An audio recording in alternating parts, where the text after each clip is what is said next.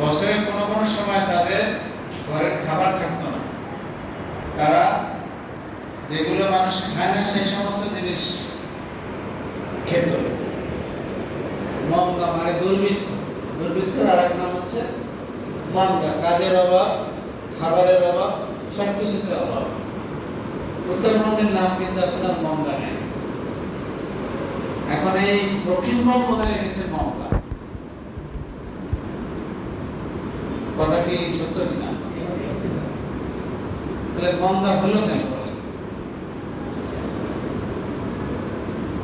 মঙ্গা হলো প্রধান কারণ হচ্ছে আমরা যেখানে ছিলাম সেখানেই আছি, আর তারা সরকার, বেসরকার, বিদেশি, দেশি মিলে সাহায্য, সহযোগিতা, টেকনোলজি, জ্ঞান, ট্রেনিং, বিজ্ঞান এগুলো নিয়ে তারা সমৃদ্ধ হয়েছে। তাদের ইনকামের সোর্স একটা ছিল সিজনাল। এখন আমাদের যেমন আছে, আমাদের ইনকামের সোর্স কি? কৃষি, এবং সেটা কি সিজনাল। এবং হাত পা আমরা এমনভাবে গুটাইছি, মানে প্রত্যেকের যদি মানে কঠিনভাবে বেত্রাঘাত করা হয়, পিটানো হয়, এই তাও শাস্তি শেষ হবে না। আমরা ছোটবেলায় কি দেখছি?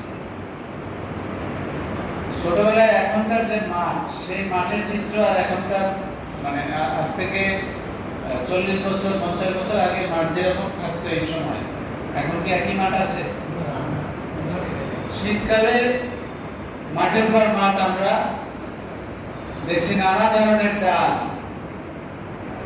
নানা ধরনের ডাল জাতীয়, শস্য দানা জাতীয় মানে ফসল মাঠে আমরা চাষ করছি। আমাদের মা বোনেরা আমাদের ঘরের চারপাশে, পুকুরের চারপাশে, আমরা ছোট ছিলাম, আজকে পিডি সাহেবকে কয়েকটা পুকুর দেখাই নিয়ে আসলাম, ওর মধ্যে ওই প্রত্যেকটা পুকুরের চারপাশে আমার খালা, আমার মামি এই দানা বানাইতো।